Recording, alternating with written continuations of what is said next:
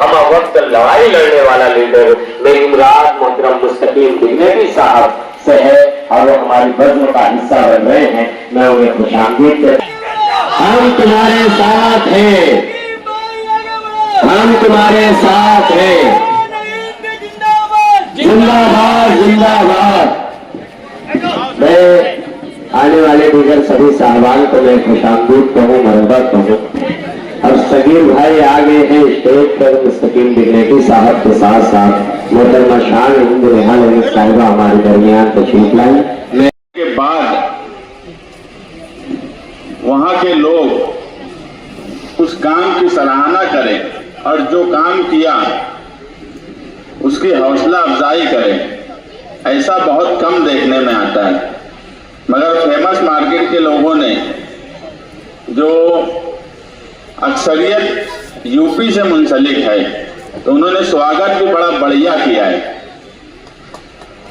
और जिस वक्त ये रोड की बात आई तो इन्होंने मुझसे कहा कि हमने कई लोगों को बुलाया मगर ये रोड वो बोलते हैं कि बन ही नहीं सकता, कानूनी अड़चन है।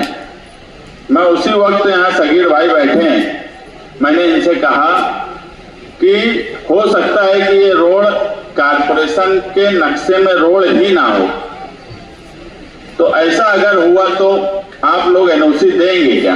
तो ये बोले हम देंगे। तो मैं बोला मैं कानूनी तौर पर मंजूरी ला कर दूंगा, और इन्होंने एनओसी दिया और उसको कानूनी तौर पर कारपोरेशन रोड बना के दे, इसकी मंजूरी भी ली गई। और आज आप देख रहे हो कि एक शानदार रोड आपके सामने है। ठेकेदार ने भी रोड अच्छा बनाया। उसकी वजह है कि मालेगांव शहर में आप देखेंगे कि पूरे शहर में जो लोग कहते हैं कि हमने बहुत काम किया, करोड़ों का बजट लाया, ये सिर्फ सुनते हैं हम कि करोड़ों का बजट है और करोड़ों का काम किया जा रहा है, मगर अमली तौर पर जब शहर को देखा जाता है तो शहर का नक्शा हकीकतन कुछ और ही दिखता है। उसकी वजह यह है कि लोग जरूरतन काम करना बंद कर दिए। जरूरत कहां पर है काम की, कहां पर बजट का इस्तेमाल होना चाहिए, ये सोचकर काम करना बंद कर दिया गया। सिर्फ जब ये सोच आ जाए कि ठेकेदारी कैसे अच्छी मिलेगी, कमीशन कैसे अच्छा मिलेगा, ऐसी रोड जो पूरी मिट्टी है जहां कभी रोड ही नहीं बनी, उस रोड पर काम करने में चोरी का मौका कम मिलता है या नहीं मिलता। तो लीडरान भी चाहते हैं कि ऐसी जगह काम किया जाए कि नीचे की जमीन भी मजबूत मिल जाए और जो ऊपर सीमेंट कंक्रीट बने नीचे का भी बिल बना लिया जाए। बोलने का मतलब यह है कि अगर इस शहर में जिस हिसाब से लीडरान यूट्यूब चैनल और अखबारात में जिस तरह से करोड़ों की बात करते हैं, उस तरह से ही अगर काम हुआ होता, जहां जरूरत है वहां काम किया गया होता, तो ये शहर के हालात जो बीच का हिस्सा है जिसे हम ओरिजिनल शहर मानते हैं, आज वहां के हालात ऐसे नहीं होते जैसे आज हमें दिख रहे हैं। काम लीडर का भी काम यही है, सियासी पार्टियों का भी काम यही है, जो लोग ओहदे पर हैं उनके लिए भी यही शर्त है कि आवाम की जरूरत को सामने रखकर कामकाज किया जाए। लेकिन जब आवाम की जरूरत को सामने नहीं रखा जाता, सिर्फ ठेकेदारी, कमीशन खोरी और पैसे की लालच के लिए काम किया जाता है, तो गांव के हालात ऐसे ही होंगे जैसे आज है।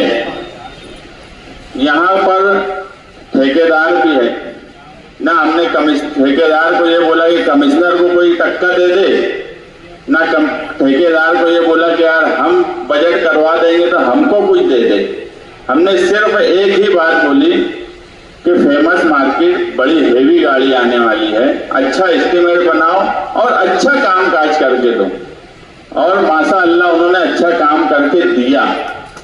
ये वो जगह थी यहाँ पर रहने वाले लोग कमर्शियल हैं और यूपी से तमाम ही लोगों का ताल्लुक है, और कमर्शियल कामकाज करने वाले जो लोग हैं, वो पावरलूम इंडस्ट्री हो, लकड़ी की मार्केट हो, लोहे की मार्केट हो, दूसरे गोश्त की हो, ये जो भी लोग हैं, इन्हीं का सच मानों में शहर में टैक्स जाता है, इन्हीं से कारपोरेशन चलती, इन्हीं की वजह से शहर चलता है।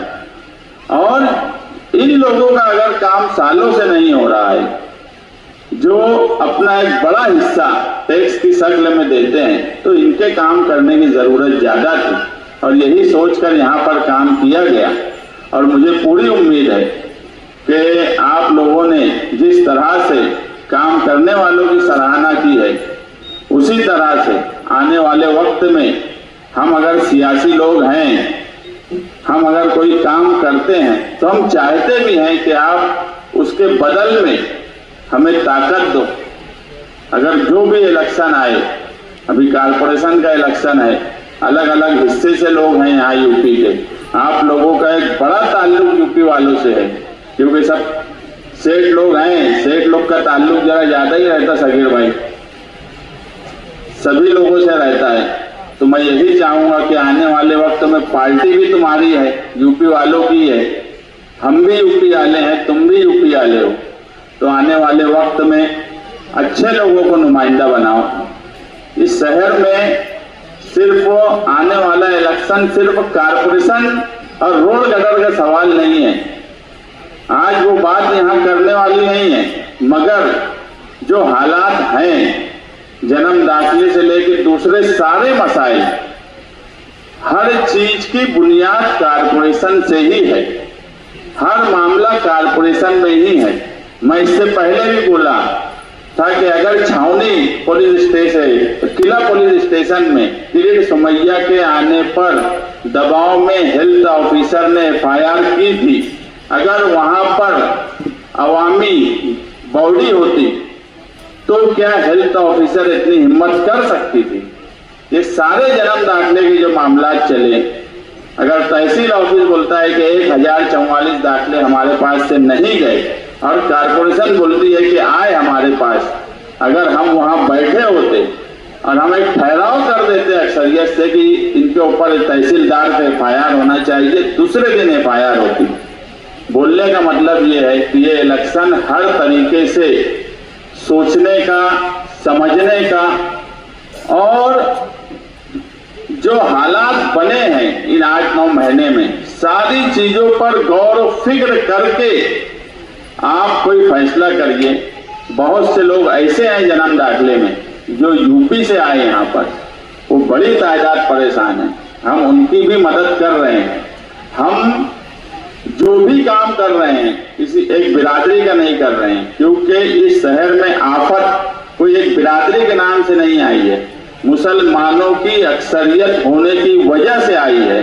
इसलिए हम तमाम ही लोगों का कामकाज करने की कोशिश कर रहे हैं कि मुसलमानों को जो तकलीफ दी जा रही है उसमें कैसे आसानी पैदा हो, हम कानूनी तौर पर उनकी कैसे रहनुमाई कर सके, इस तरह से हम लोग कामकाज कर रहे हैं। और हम आपसे भी यही उम्मीद रखते हैं कि आने वाला वक्त जो है वो सोच समझ के फैसला करने का है। आप सोच समझ के फैसला कीजिए।